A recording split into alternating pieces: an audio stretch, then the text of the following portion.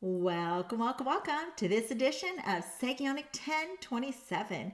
We are so glad that you decided to join us today. And with us, I have another one of those amazing guests.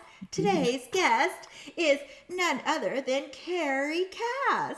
And look at her in her vibrant, beautiful self. We both got the hair. She's got that beautiful hair that makes you want to touch it. I saw somebody the other day within the last week, and beautiful, gorgeous Korean woman with long, straight hair. And I just wanted to reach out and just pet it because it was so beautiful, right? But I knew, Sean, keep your Yeah. keep your hands to yourself, right? So that's just a side note. So, Carrie, thanks for coming to our broadcast. I would like to read For to having view. me. I'd like to read to viewers a little bit about yourself. Okay. Okay. Yeah. So, Carrie Kass is a dynamic and accomplished leader in the healthcare industry, serving as the Director of Operations and Business Development at the Center for Healing and Regenerative Medicine, aka CHARM. Since opening CHARM in 2011, Carrie has been instrumental in transforming the clinic into a national leading center for regenerative medicine. Her expertise spans both clinical and administration roles, allowing her to efficiently manage operations and drive the clinic's growth through innovative business development. Carrie is also the director of Ladies Lifestyle Network in Austin, Texas, a vibrant organization dedicated to the empowerment, personal development, and community engagement of women. The network hosts monthly events that provide opportunities for women to connect, find mentors, customers, and friends, and be inspired by carefully curated speakers who share their stories of success and motivation. Under Carrie's leadership, the Ladies Lifestyle Network has flourished, creating a supportive and dynamic environment where women can thrive personally and professionally. Her passion for fostering female empowerment and her extensive background in business development makes her the perfect leader for the organization, driving its mission to inspire and uplift women in the Austin area.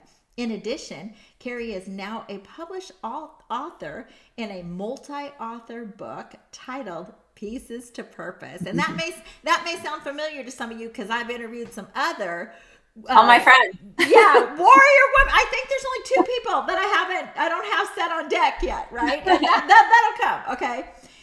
In her chapter, Carrie shares her story of life's obstacles, challenges, trauma, and heartbreaks, and how she refused to let her light be dimmed. I love that. I love this, Carrie. And so, Carrie, I like to let viewers know, and sometimes this causes them to lose their breath a little. But this is your story. This is your life. You are the carrier of wisdom. So you get to decide, Carrie, at what portion of your life. Maybe you just want to share 5 minutes of your childhood. Maybe you want to. It doesn't matter. Don't let anything I say influence you on what was placed in your mind on what is the most important thing to portray to viewers today. Okay. Okay? Yes, of course. Okay. So Am I just going? Yep, you're just gonna go because I will. Hold on, I'll interject you on your interview by saying, "Hey, Carrie, can we pause there for a moment?" Yeah. Yeah. Yeah. So share away. Well, I mean, thank you for having me on, number one. I think those of you that are tuned into your channel probably have seen a lot of my friends and co-authors already. So if you've read the book, fantastic. If you haven't, I'll kind of give you the short version of my chapter. And it was funny when I got asked to write this book or write this chapter. My joke was, well, I have a lot of pieces that kind of developed that led to the purpose. And so I have, it's kind of a breakdown. A lot of the authors were writing about one significant event or one big thing that happened in their life. And mine happened to be a lot of little pieces that just kind of happened sequentially, kind of all had to do with each other and kind of stacked on top of each other over time. But it led me to where I am. So I was born in Ohio. My mom had me when she was very young. She was 16. her and my dad did get married at the time. I think he was a couple of years older than her. They got divorced when I was 2. And, which kind of makes sense when you think about the age that they got married. And so I grew up with like a single mom, but still seeing my birth dad. Okay. When I was 8, my mom got remarried. This is where it gets complicated. And this is where we'll say like dad 1 and dad 2. Okay. Dad 1 is going to be my birth dad. Okay. So for just to ease the confusion. Okay. So dad 2 adopted me when he got married to my mom. So it was at that point, and I think I was old enough to kind of comprehend what was going on, but not really, because I was still 8 years old. So it was just like a whirlwind of things. Okay. So the one thing is that, I went to school one day with one last name. And then the following week after they got married and the adoption happened, I was a different name. And so imagine being like 8 years old and you're one thing, and then all of a sudden you have a different last name and you don't really know how to explain it to your little 8-year-old friends. Yeah. But it was also at that point that I guess my relationship with dad number 1 ceased. Again, it's something that I didn't really understand at the time. And we'll get to that a little later. So that like just at a very young age, there was like this identity crisis, like, okay, like, I don't know who I belong to or where I fit in. And, but I just was like, okay, well, this is kind of what I'm dealt and we're just going to go with it. So I went from being Carrie Edgar to Carrie Myers, like in an instant, right?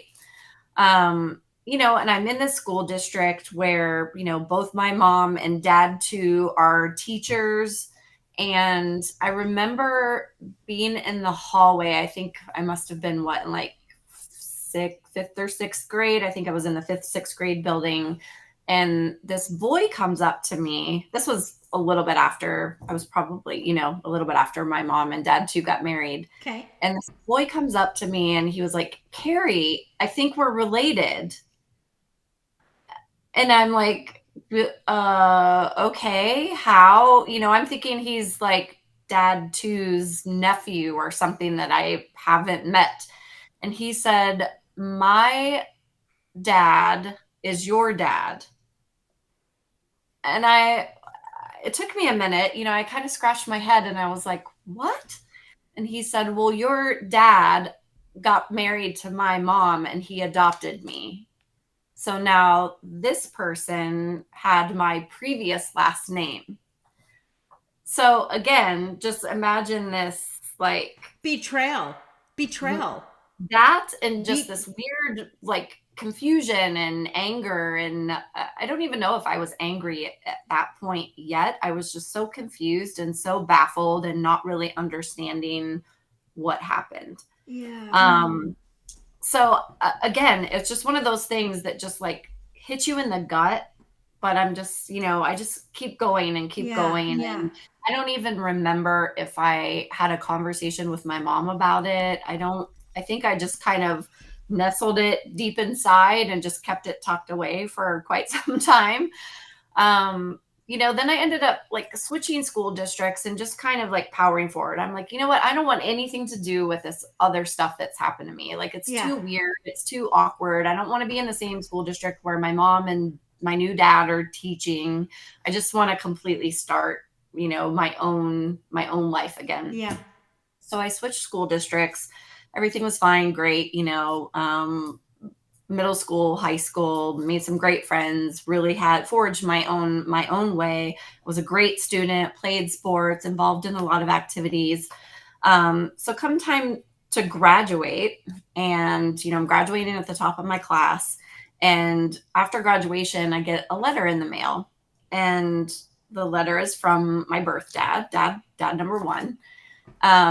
It had no return address on it, but it was just this handwritten letter from him that said, I'm so proud of you and you've grown into such a beautiful woman. And, said, like, I've been watching all of, when you grow up in a small town, everything that you do that's good, like, gets in the local newspaper.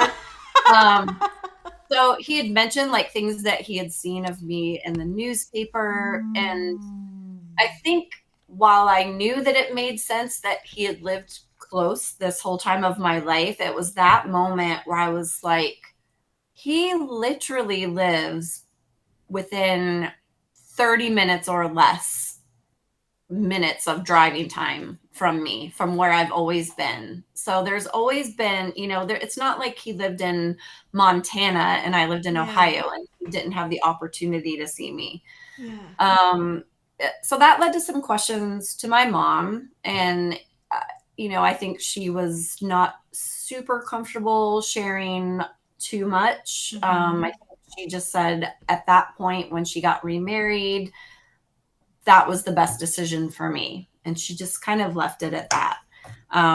She said, if you want to reach out, I'm not telling you not to. It's your decision. And then again, I just kind of tucked it away because I'm like, I'm not going to let this affect my mindset. Like, I'm getting ready to go off to college. I'm getting ready to start this big life. I'm moving out of this small town. I'm moving away from home for the first time. Like, I just wanted to just shove all that down. So that's essentially what I did. I didn't write back. I just kind of tucked it away in that little pocket where everything else was and kept going. So I go to Case Western Reserve University, which is in Cleveland, Ohio. I didn't know anyone else that was going there. I was 4 hours away from home. I was so happy to just kind of be on my own and start fresh. And I was really excited about, just starting school and the path that I was on. So my freshman year, I, made a lot of new friends in the dorm, started kind of seeing this guy. I wouldn't really call it dating, but hanging out with this guy. And Case Western had like the main campus, and then there was a graduate campus, and then it also had the Cleveland Institute of Art, kind of on the campus. And those students lived in a dorm that was on the same campus. So I was hanging out with this guy. He was from France. It was very, you imagine you growing up in small town Ohio, and then you meet this guy who has this beautiful accent, and you're like, you're starstruck. You're like, like totally dating starstruck. Yeah. It was very artsy, just unlike anybody that I had ever met or dated, obviously, in small town Ohio high school. So one evening, and this was in the first month of me being on campus. One evening he invited me over. He was like, "Hey, I just finished up some artwork.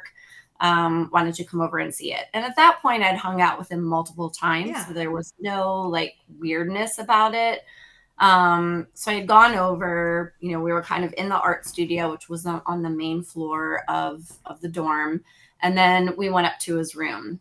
And that is where things really shifted. As any young 18, 19-year-old kids, girl, boy, whatever, you start making out. And that's where it really changed, because he was very aggressive.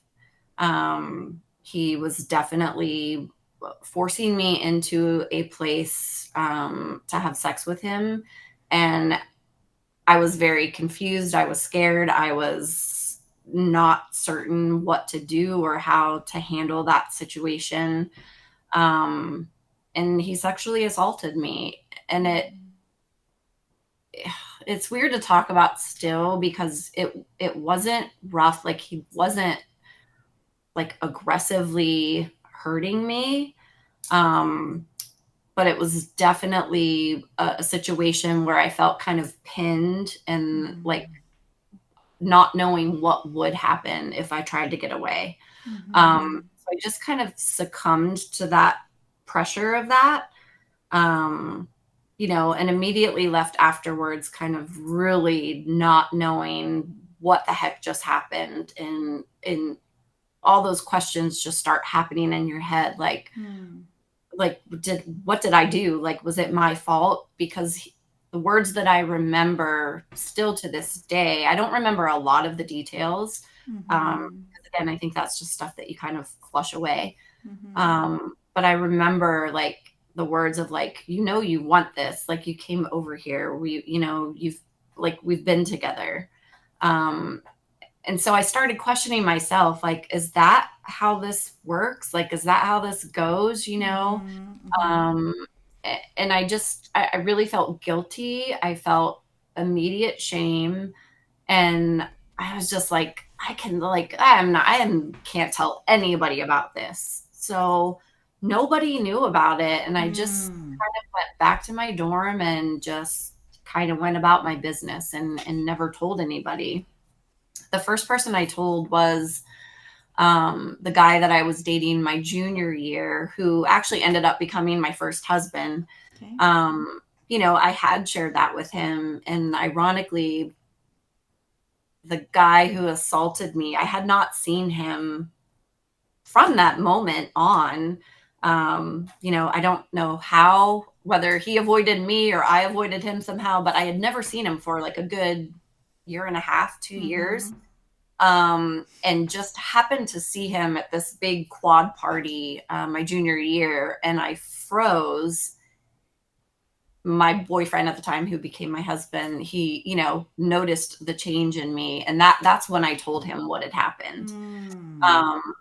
So so I had that, just kind of affecting my outlook on men, and always being disappointed, and just like, are there any good ones out there? So I mean, because also in college, my mom and dad number two get divorced. So this is all going to come together here in a minute. Okay. So then there's that. So they get divorced my junior year. And, again, I didn't really end up doing anything with that assault. Jeff, my ex-husband, was really the only person that knew at the time. I did eventually tell my mom, but it was not at that moment. So that's just one of those other things that I kind of shoved into that pocket. I didn't let it dim my light. I didn't let it stop me from doing what I was going to do. And then I just kept moving forward. So Jeff and I got married, a few years after we graduated. And like most couples do, I did get pregnant. Yes, we were trying. And I had a miscarriage. And it was that moment when I said to myself, like, for anybody who's ever gone through a miscarriage, what it feels like physically, what it feels like emotionally. And it's destructive. I mean, you can really, I can see how women and men can just really let that get inside of you and just destroy you. It's very, very hard to come back from. I think for me, what it did is it woke me up. Number one, two things came out of this. One is I said to myself, if I would have had this child, there's a grandfather out there somewhere that will never know this grandchild because I don't talk to him anymore. Who is that person? And is that fair to this child or to any future children that I might have? So it got me to start thinking about that. And I think my heart just really softened at that moment. And I let go of, I didn't really have any grudges or anger inside of me towards him. I just had a lot of questions and confusion. So it was that led me to reach out to him. And I had actually sent a letter to his sister, my aunt. And I just said, like, hey, if he would want to talk to me or see me, like, I'm open to this. And I just left it at that. And I said, here's my phone number. Here's my address. He can either reach out via letter or call me, whatever he is comfortable with. And I tell you, like, I mailed that letter, and a week later, I got a phone call, and I pick up the phone, and all I hear is, Carrie, it's your dad. Oh, and my gosh. Did your heart drop to I your did. seat? Yes. I remember looking at my ex-husband, and I was like, oh my God, my dad. And I'm like, what do I say? Like, I wasn't prepared for this, right? Yeah. I kind of thought like, okay, we'll have a set up kind of time that we're going to talk, or, we'll go back and forth in letters. And he just went right for it. And I wasn't ready to have that conversation. So I was like, uh, so excuse me, I kind of tried myself some extra time, and I was like, who is this really? He was like, Carrie, it's your dad. I got your letter from Aunt Nancy, and I would love to talk with you. And the first conversation wasn't very long because I think I was like dry heaving and panicking, and I didn't really know what to say. But I did plan a trip down to where I grew up and planned a time to meet him. And it was such an interesting moment, like my whole life I had always been told, gosh, you look so much like your mom, which I do. When we are next to each other, I mean, we look very identical. Yeah. But when I walked in and I saw my dad, I was literally like, especially like this part of my face. I mean, just like our eyes just connected, and I was like, yep, there is no mistaking that man is my father. I mean, it was so crazy. And you know what? He is just such a gentle, sweet soul. And I knew it the instant that I saw him. And I had the opportunity to ask him questions. And, I found out that really, like, he was young. He thought he was making the best decision for me, by kind of giving up the rights to me. He wanted what was best for me. He wanted me to feel like I had a real family unit in the home. And then he shared how difficult that was for him and for his family. And man, it just really touched me and softened my soul. And, we built a relationship from that point forward. We had a lot of conversations. We had a lot of back and forth. I moved to Texas not that long after I had met him, but we still talked a lot. He would write me letters. After I did go through a divorce, and when I met my current husband, John, and started dating him, he had the opportunity to meet John, and I think he relished in that kind of like dad role, like he would see John and tell him like, you better take care of her and be nice to her. And it was very sweet to see, and it just, again, like all of these things, that I'm telling you are just sharing what forgiveness can do and what understanding can do. And I just, I forgave him for everything. And again, it's not that I had a grudge, but I just wanted him to know, like, I understand it. I don't hold it against you. I forgive my mom for any part of the decisions that, right or wrong, we don't know. It's not for me to say, it's not for them to say. I think everybody involved, if they could have gone back and done things different, might they have? Possibly. But I think everybody was doing what they thought was best for me. And, through that forgiveness and through forgiving my ex-husband, and he didn't really do anything wrong. We just weren't, we had no business probably getting married in the first place. And because we each had our stuff and baggage, and, forgiving him and forgiving the guy who sexually assaulted me in college, and just forgiving everybody along the way. It's just, that's the number one thing that I think we need to do, and that really holds people back, is forgiveness. And I'm so grateful that forgiving my dad and building that relationship with him just really opened my eyes and opened my heart. And in fact, when I met John, I shared with him kind of all of these stories, and he said to me, he was like, Carrie, I cannot believe that you do not have a hatred towards men, because I know a lot of women that would, and he was like, you have such a sweet soul and a sweet outlook on life. And he told me very early on when we started dating, he was like, you have a very significant story to tell. And I believe that you will be sharing this with many women and men on stages, in writing somehow. He was like, I don't know how it's going to be, but I see you like as part of your bigger purpose in life, you know, sharing this story and sharing this story of forgiveness and softness and open-heartedness. And so that's kind of like all the beginning stages. There's a lot of details, you know, that are still in the book or that are still unwritten and not on paper and still just kind of up here. You know, Now, but I want to pause you for a the purpose second. of what formed me. Yeah, I want to pause you for a second because we think of, you know, two different phrases come to me. I'm gonna tag a new phrase, okay? Mhm. But the first phrase that comes to me is how we're spatially aware of things, okay? But now I'm gonna call facially, okay?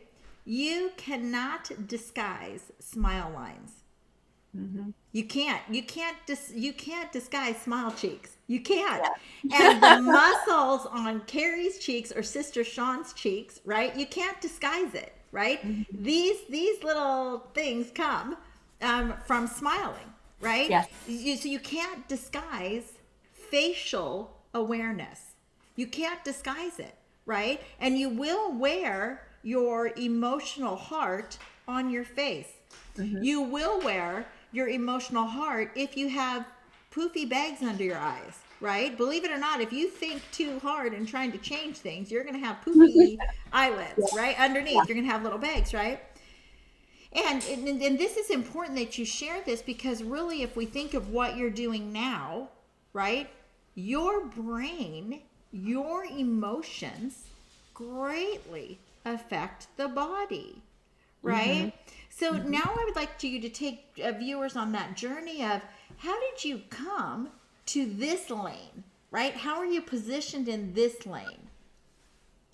Um, you know, how I landed in the healthcare space in general. I mean, I graduated with a business degree, so I'm not a healthcare professional, as in, like, I'm not performing procedures or doing things Okay. like that. So very much in the business operational side of healthcare. Back when I was living in Ohio, I was in a car accident. I was working in the corporate world at the time, and I was in a pretty nasty car accident. Not so much that I was in the hospital, but had pretty bad whiplash and just some other things. Kind of just got really jammed up. So I started going to a chiropractor, and I started getting some really great results. You know, started feeling better, so became just like really interested in chiropractic in general. It was the first time that I had ever been exposed to it. And so the gentleman that was treating me, the chiropractor, he was like, well, hey, like, would you ever be interested in like kind of managing a practice? And I was like, no, that's not, no, not for me. Don't want to do it. And he was like, well, I think you would be really good. He's like, just the way that you talk about, you know, just your own journey in healthcare and like you pick up things really quickly. He's like, you're talking very intelligently about chiropractic for not having been exposed to it ever. He said, my sister was also a chiropractor. His sister was also a chiropractor. And he said, she's a fantastic doctor, but she stinks at business. So because I've been trying to convince her to have somebody come in and run her practice. And I was like, I don't know. Like, you know, at that point, I was in that kind of brainwash stage of like, I have to be corporate and I went to school and I got a degree and this is what I went to school for. And I was like, you know, I'll talk to her. I'll see if I can help her out, you know, thinking like I'll just give her some advice and whatever. So I went and met with her, and I just had this really great connection with her. And, you know, we were just kind of bantering back and forth. And she was like pretty much offering me the job on the spot. And the differential, the thing that made me jump on it was she was like, Carrie, we're only open Monday through Friday, like 8 to 5 or 8 to 6 were the clinic hours. She's like, I only need you to be here like 8 to 5. There's no weekends, no evenings. Um, you know, and that was different from what I was doing in my corporate job of, you know, lots of evenings, getting up super early And she matched the pay, she matched the benefits, like everything. And it was literally like 10 miles or 10 minutes from my house. So, at that point I was just like, this seems like this is being dropped in my lap and I'm a fool if I don't take advantage of it. So I did. And I went and I worked for her for about three or 4 years, I think. And then she sold her practice and moved out of state. So at which point I found another, it was a larger, more established like chiropractic rehab office that I ended up staying at for 10 years until I moved to Austin, Texas. And, I loved being in that space of seeing people get better in positive healing environment. Like we're not in sick care. We're not putting a bandage over things. Like, we're really trying to give the tools to the patients to either take home with them, be your own steward of your own healing, and then come into the office and let us help you along that journey. And I really loved being a part of that. So when I'm moving to Austin, John and I were dating long distance for 2 years, same old story that, got to meet in the same place, find a place that you're going to live together. So we picked Austin. So John moved here first, and I said, I'm not leaving until I have a job to come to, because I'm giving up my friends, my family, like everything that I knew and that was established was in Cleveland or Ohio. And I'm like, so I at least want to have a job established to go to when I move down here. And so I did some interviewing, this company, it was a nephrology clinic. And for those of you that don't know, nephrology is kidney disease. Seemed like a fabulous role. It was a very large practice with multiple locations, like 14 physicians. And I was like, man, this is great. They moved me down here, and so I thought it was like the role that was just going to skyrocket me. I get into this role and it is sick care, and it's very different from what I'm used to. It's very heavy. It's very depressing. It's very dismal. Between being in the clinic and being at the dialysis centers, I mean, patients aren't super excited or happy because they're all sick. They're all going through something really heavy and troubling. The doctors weren't necessarily that great to either their staff or their patients. So it was not a place that I was thriving mentally, and my soul was just kind of slowly just going like, oh my gosh, this is not where I belong. So the coolest part of the story is, so John had a knee injury for about a year, and it had been bothering him. And, I know when we were out, like looking at houses to buy or build, and like, he could barely even walk up the stairs. And I mean, he's in his 30s at this time, so you should be able to like spring up the stairs. So he had hurt his knee playing tennis, and he'll tell the story. He's like, I was playing Tanner and tennis in Marina Del Rey, and this shot happened where he planted his foot and it just kind of tweaked his knee. And so he looked up Rafael Nadal, because Rafael Nadal had this same kind of knee injury, and Nadal got PRP. So we start researching, like, what the heck is PRP? Like, what is this stuff? Looks really cool. Does anybody in Austin, Texas do this? Dr. David Harris comes up. So John makes this appointment. He's booked like 6 weeks out. He's traveling that week, and his flight is delayed, and he comes home. He ends up getting home at like 2 a.m, and he has an 8 a.m. appointment with Dr. Harris on this Friday. And John was just, tired of being stuck in the airport all day. And he was just like, oh my gosh, I'm so exhausted. I think I'm just going to move my appointment. I'm going to not go in the morning. And I was like, no, sir, you've been complaining about this knee for months. You can't even walk normal. I'm like, just suck it up, get up and go. And he was like, you're right. So he came back after that appointment that day, and he was like, Carrie, you are not going to believe what I'm going to tell you.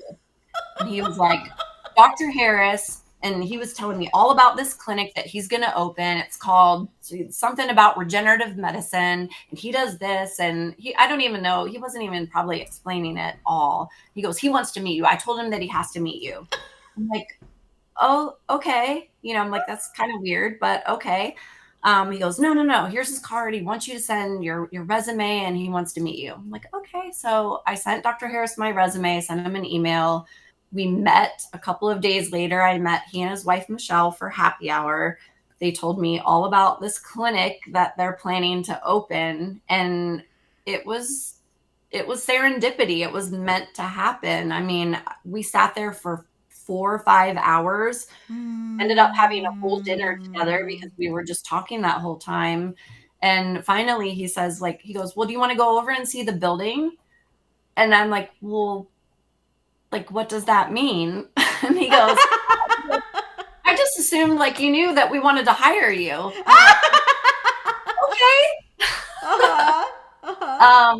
And so that the rest is history. I mean, I left my other job with the kidney clinic, and I just kind of worked from home behind the scenes from February to August of 2011. Just doing all the credentialing, all the contracting. I was kind of managing all the construction stuff going on at the building, and just really getting Charm ready to open. And we opened in August of 2011. And here we are 14 years later.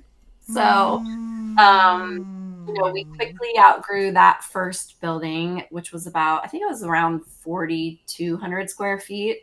And it was one of those, you walk in, I'm like, oh, this is great. It's huge. And then a year and a half later, I'm like, oh, we need more room. Yeah. And so 2014 is when we started looking, and we found this current building that we're in, which is about 12,000 square feet. And we're maxed out. We're busting at the seams. We went from Dr. Harris as the physician. He had one medical assistant. We had one front desk, like admin person. It was the same person. She was checking people in. She was scheduling new patients and doing the billing. And myself, and we had one physical therapist. And now we have 4 physicians, 1 physician assistant, 3 physical therapists, and about 15 support staff. So it's just grown, so much over the years. And we're at a point now where we just partnered with some investors. So we are really primed for some major growth happening now over the next 5 to 7 years. And I'm very excited about that. Carrie, and that couldn't happen unless people were sick and tired of being sick and tired. Like literally, right? Like I remember years ago, oh my gosh, this would have been about, around 1999, I would say. I was running a cleaning business, and I went in because my neck was hurting, right? My neck hurt so bad. And the doctor in 1999 told me, take 3,500 milligrams of naproxen a day, and it'll go away. And this is before computers, the way they are today, right? And I remember thinking, that doesn't seem right. Right? That doesn't seem right, because, what are the side effects? Ulcers, right? And I'm just like, okay, something just doesn't seem right. And so in my little thinker, I thought, okay, something's not right. So what did I do? Quit wearing a sports bra and turn to a traditional bra. And so you didn't have that pressure on the one muscle. It was it was just right there where the bra strap is, right? Yeah. That's fascinating. The headaches went away. It was the sports bra weighing down, pushing down on the muscle that was so developed, and then some. Okay, plus I was lifted weights, right? And jumped rope. So picture that muscle really getting used, right? Yeah. It was really getting used, right? So share with us, without disclosing like any details, right? Personal details. Share with us the difference that actual healthcare. It's my broadcast, so I get to talk about anything, which means you get to talk about anything. Okay. Yeah. But share with us the difference. Actual trying to discover how to revamp your health, right? Rejuvenate your health, regenerate your health, right? And give us a scenario of whatever. Yeah. I mean, at Charm, we're focusing on your musculoskeletal system. So tendons, ligaments, joints, spine, all the things that are your inner structure that keep you walking, moving, playing sports, getting up and down, sitting in a chair, all of those movements, that's your musculoskeletal system for those of you that are not aware. Okay. And so that's what we work with. And we believe that your body has the innate ability to heal itself. And it does. I mean, for instance, like when you bump into something and you get a bruise, that's what a bruise is. It's your body healing itself, right? And it's the same thing, except in the musculoskeletal areas, we call those like white tissue. They don't have as much natural blood flow as a lot of the rest of your body. So when you have a micro tear, or when you like tear your rotator cuff, or you have something going on with your spine, there's not that natural reaction, from your body that's going to automatic. You don't get a bruise necessarily. And so what we do with regenerative medicine, and why it's part of the name of our practice, because it's a huge part of what we do, we use your body's own orthobiologics to help stimulate the healing process within yourself. So there's multifacets of that. I'll just start with kind of like PRP, platelet-rich plasma. We're using your body's own platelets. So no, pause for a second. I didn't know what that word was until last Wednesday. I didn't know what that word was until last Wednesday. So it was shared with me I got to share this because no names are going to get flashed out. I'm with my dentist, right? And he's giving me my Invisalign. And I took it off with you because I wanted to drink a cup of coffee on this Saturday. So can't have it on with my cup of coffee, right? And it's early enough in the day to where I'll still be able to sleep tonight. Okay. So he shared with me that word that you just used. Okay. PRP. That this because he had studied how you can use your own body to heal your body, right? How this guy came in, he had 3rd-degree burn down his thigh. Right? He gave the dentist his blood. They did the spinning machine, right? I'm telling them, did the spinning machine, took his own fluid from his own body and put it on his leg. And like it's like fast track healing. So not only that, but I gotta say, so probably if you guys were located in the Pacific Northwest, my husband would not have gone through 2 back surgeries. Oh, yeah. Okay, so now tell viewers, more medically speaking, what you guys are doing over there, because people may be traveling to Texas. I'm serious. Well, we are a destination clinic. So our patient population, we're not only serving Austin and the greater Austin area, but we do have a ton of patients that come from all across the country.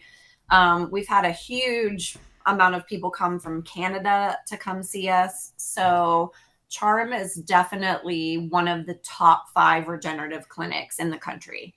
Dr. David Harris, who I mentioned, he was the first one I met. He and his wife own the clinic. He's been incorporating regenerative medicine, starting with prolotherapy back in the days, into his practice for 35 plus years. He's very sought after to speak and to teach on the topic. So he's definitely one of those pioneers who just like made it part of his practice and didn't care what his peers were saying. I mean, he went through some ridicule and some belittling, I'm sure, by his peers from the stories that I've heard of just like, that's stupid. And what is that? What are you doing? And that's not going to work. And, but he saw the results and he believed in it. And he knows that the body has a capacity to heal itself. So prolotherapy, which is what he started with, is really just dextrose sugar water. And you just kind of, I'll just keep using the elbow or the shoulder, for example. You would inject it into that injured site. And because it's a foreign substance and it's something that is, something's happening, the body recognizes that something's going on. And it stimulates that healing process. So your body starts sending all those healing signals and all those, the platelets and the red blood cells to that area. And then the stickiness of all of that just starts regenerating the tissue. Now we're kind of in the phase of PRP, which is platelet rich plasma. We're using mesenchymal stem cells, which are stem cells from you, and we extract them from the bone marrow. And we do everything here in the clinic. It's non-surgical, it's non-invasive, there's no sedation. You're in and out of here. Your downtime it can vary person to person, but it can vary from like, you might be sore for a couple of hours to a couple of days. You might bruise, you might not. But there's no, cessation of like daily activities or, Okay. playing with your kids or going to work. I mean, there's none of that, as opposed to surgery. You're going to have, you're coming out of anesthesia. You have rehab. You have to take time off of work. You're probably on a lot of pain pills afterwards. And that's the other thing that CHARM stands for, is we are not a pain management clinic. We are not in the business. We do offer a lot of the conventional pain procedures as options. And that's what makes us really unique, is we have those to offer. We have regenerative medicine. We have physical therapy on site. So we have everything, all these tools in our toolkit to offer our patients when they walk in the door. But no, sir, we're not going to keep bringing you in every 30 days to pee in a cup and refilling your prescription. That's just not who we are. I always say, like, we are a pain resolution clinic, and that's just kind of my own tagline. It's not really a thing, but that's really what we are, because we want to offer you the treatments and help you get better. We're going to get to the root of what is going on. And, the coolest thing that sets us apart, there's multiple things, but our doctors are, they'll do a full comprehensive exam and evaluation. And they do kind of what I call like chasing the pain chain. Okay. Just because your knee is the thing that you're presenting with pain, your knee may not be the issue. It could be stemming from your hip or your low back, or it could be stemming from something below. It could be ankle issues, instability, or you might just have really bad feet, when the pain kind of goes upwards. So they really dive into finding, like, what is the source of the problem? And then where is it presenting pain-wise? And then we'll lay out the appropriate treatment from there. Our new patients get a full hour with a physician, which is unheard of. Unheard of. Unless you're belonging to like a functional medicine practice that, they spend the time with their patients as well, or like a concierge medicine. But especially in the pain world, I mean, it's unheard of. You're usually churning people out like every 15 minutes. And so, the fact that our patients get to come in from the very beginning and sit down and actually have an eye-to-eye conversation about what their history is, what happened, what are they doing now, like what's hurting, did something specific happen, or has it always been hurting, like how long did it take to creep up, what are your goals?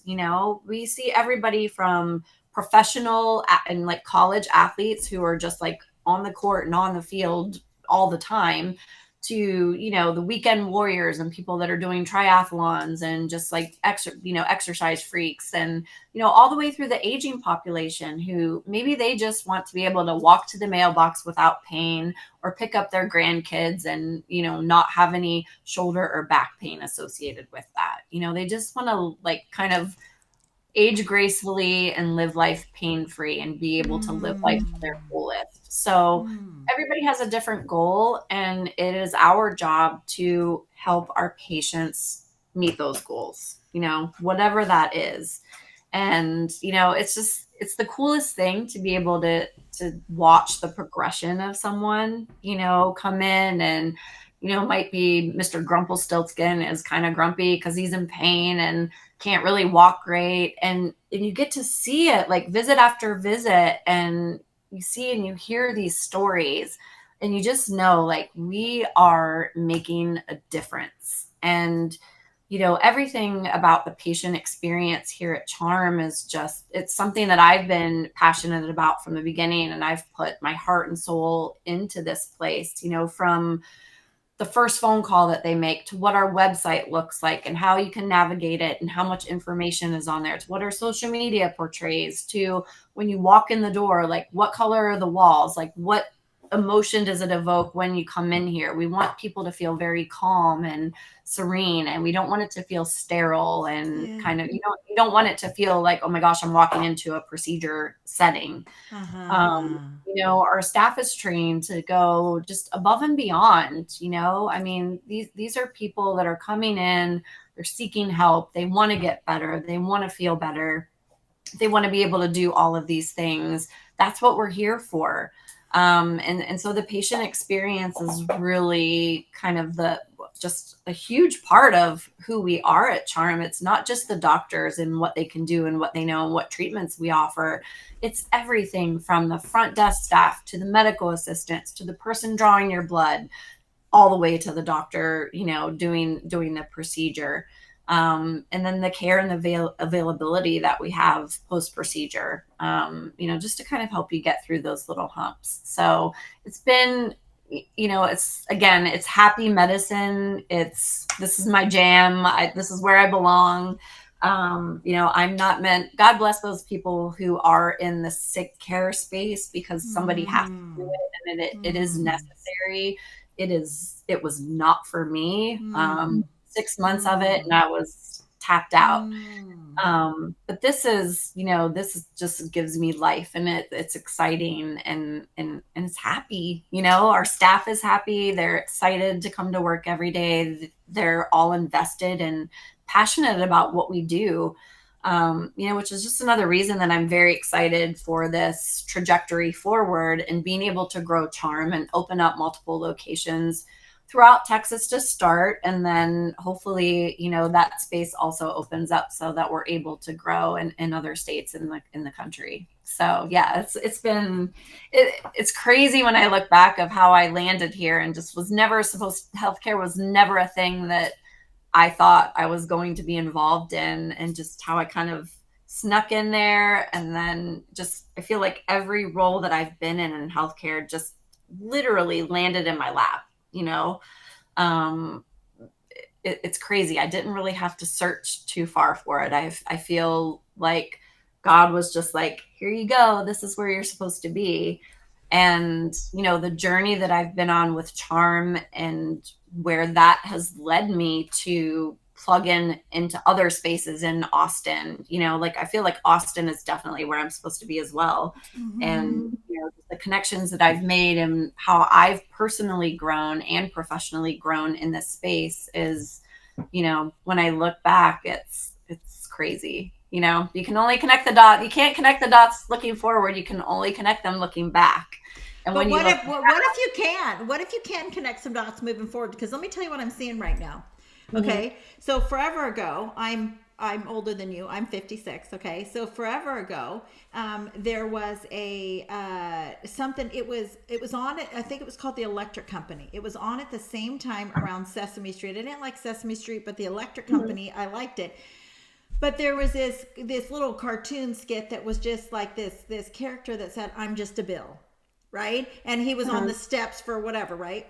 But what I'm seeing is I'm seeing Carrie with the ball cap. Okay. And now I'm going to ask you to take off the ball cap and put on this other hat. Okay. Because Carrie is also the businesswoman, right? Who has developed a network of businesswomen there in Austin, right? But now I'm going to ask you to put on the hat of what looks like Lincoln days, Abraham Lincoln days. Okay.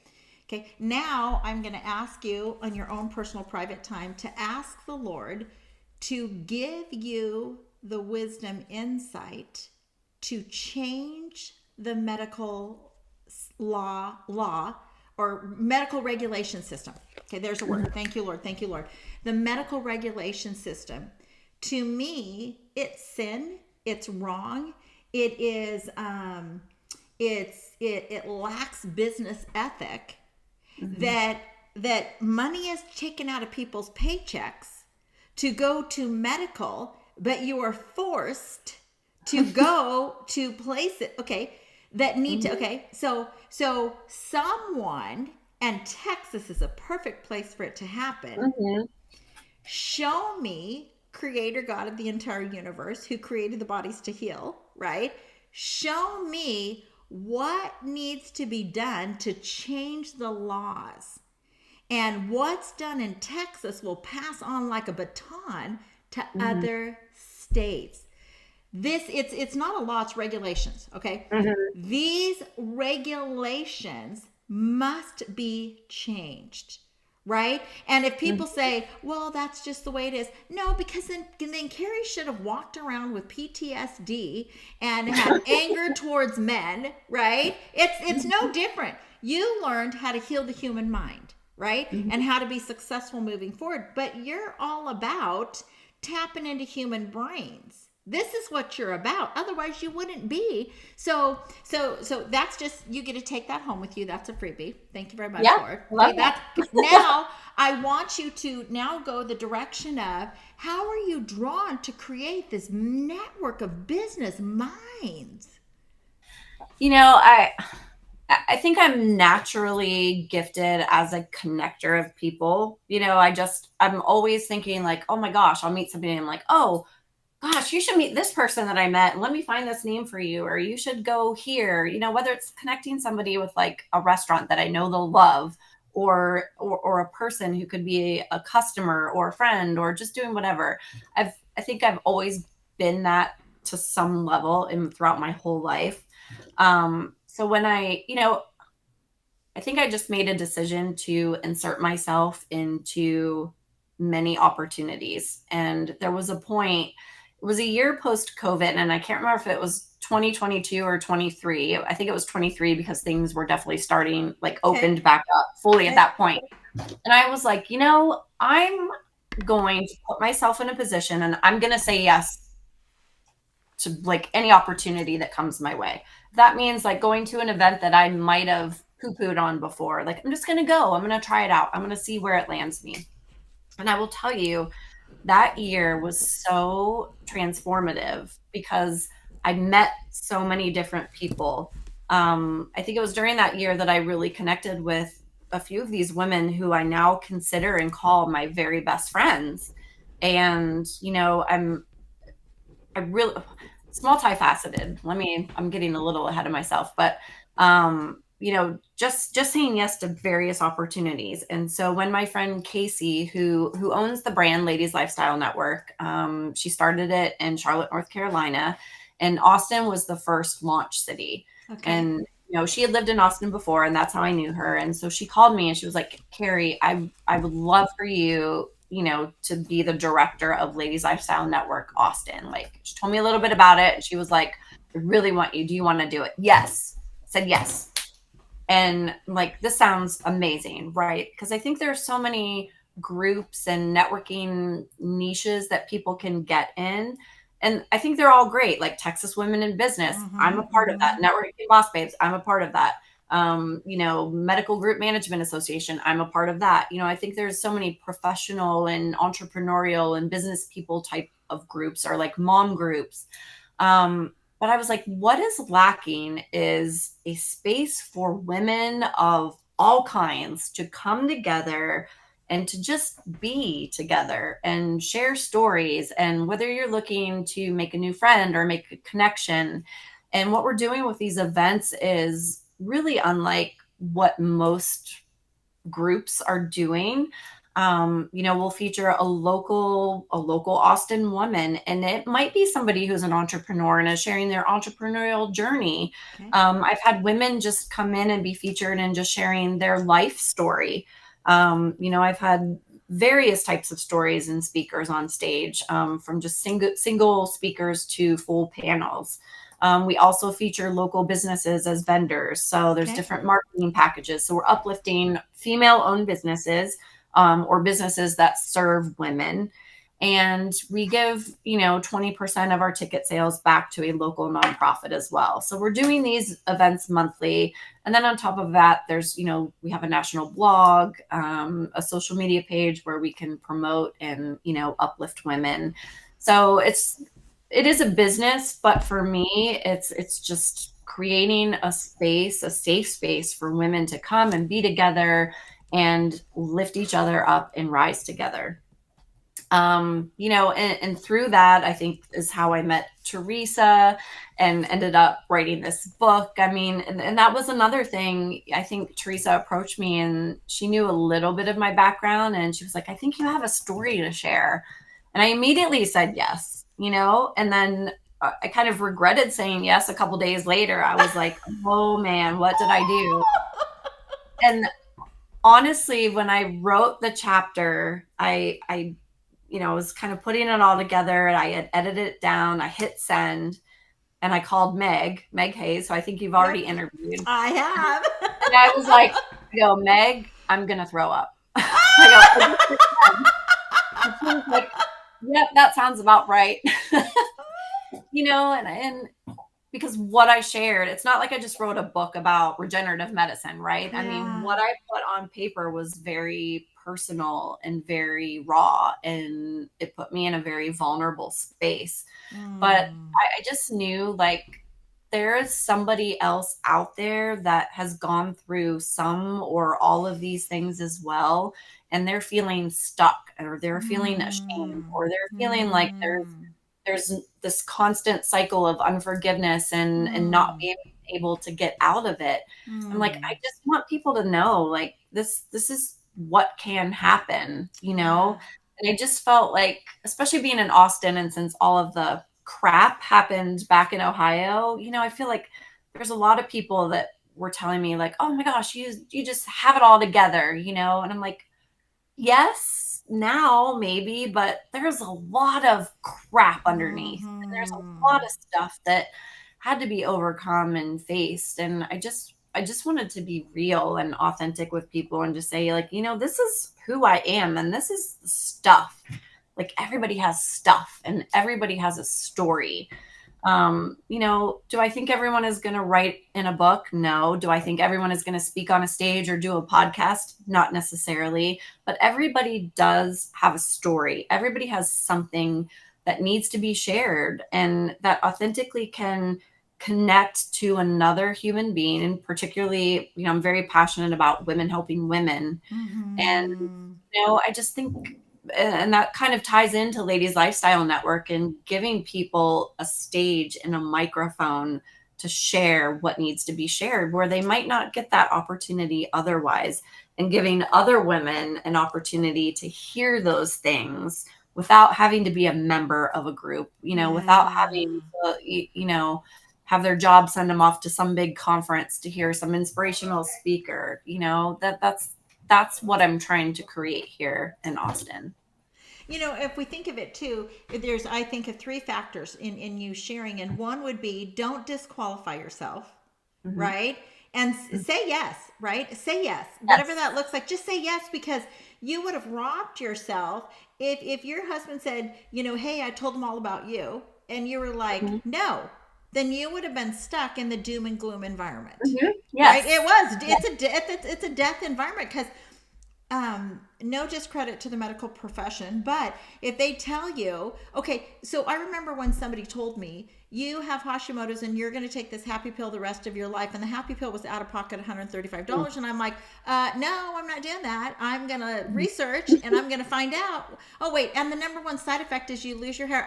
No, I'm not doing that, right? Yeah. I am not doing that. So I went on a discovery hunt. Okay, but so the third thing I hear that you saying is when you, I don't remember where I heard it, somewhere within the last month of my life, I heard, when you go into an environment, what are you going to choose to deposit into that environment, right?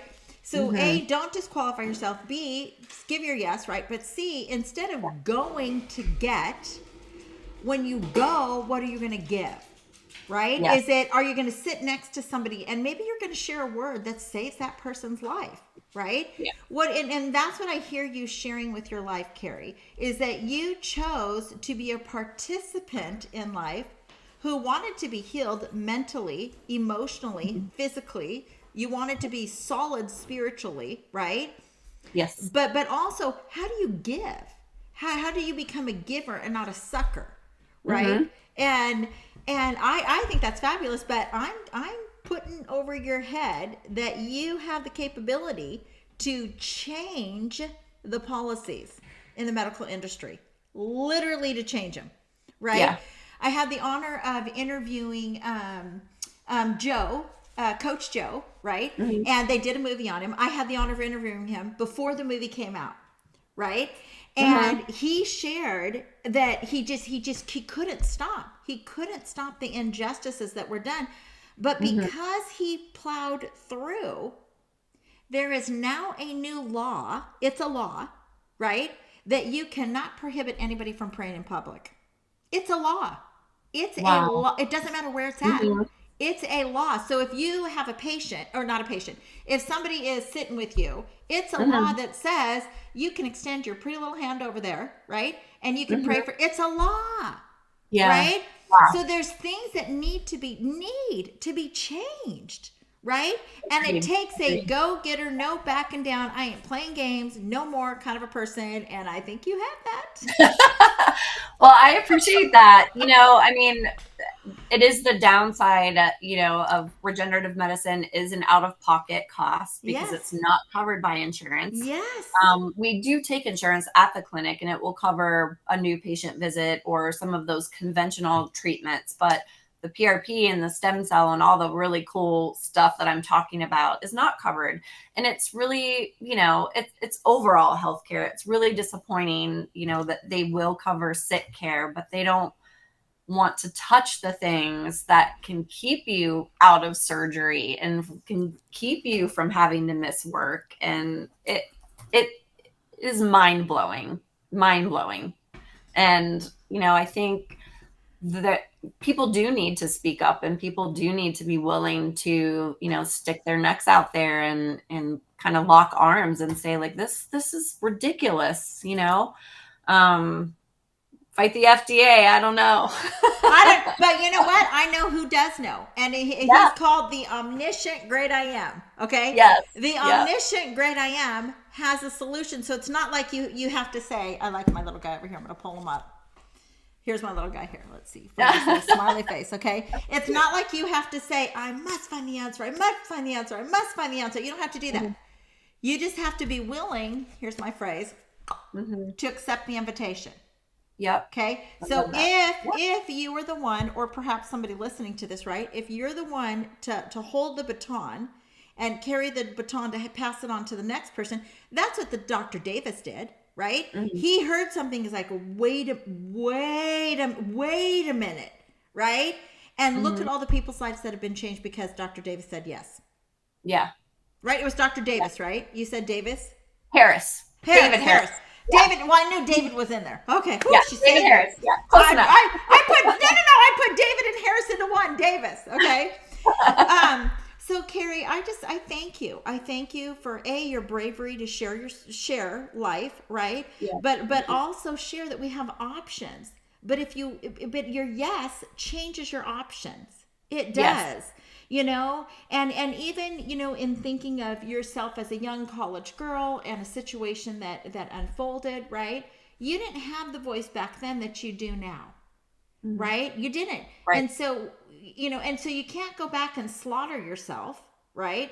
Instead, how do people move forward from now? How do I take now and move forward in directions that are opposite of over here? But it doesn't mean you need to kill everything over here. Right? Yeah, exactly. It was the makeup. This is what made up the character, the woman, that is before us today. So thank you. Thank you for choosing to say yes to change, right? To say yes.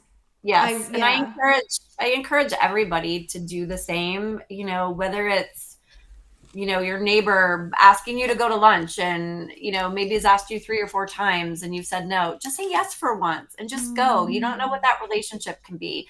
You don't know what some event that you're invited to, what opportunities that can open up for you. You don't know who you're going to meet at any given thing that you might attend or place that you may go. I mean, the world is just out there waiting for you. And I think when these opportunities present yourself, unless it's illegal or somehow like very bad for you, or, Yeah. against your morals, don't obviously do that. Yeah. But things are put in your life for a reason. And I believe that. And, I think my story just kind of shows how things have opened up. And I've just been always very open to it and just saying like, yes, yes, immediately say yes, and it's just led me here, and it's led me to so many great people and great encounters and great businesses. So amazing, amazing. Yay. Thank you so much for everything you shared today. thank you And for having me. absolutely. And I want to thank all of our viewers for coming to this episode of Sagionic 1027. And until our next broadcast and our next guest, may the Lord bless you. May the Lord keep you. May the Lord make his face to shine upon thee always. Blessings. Bye. Bye. Thank you.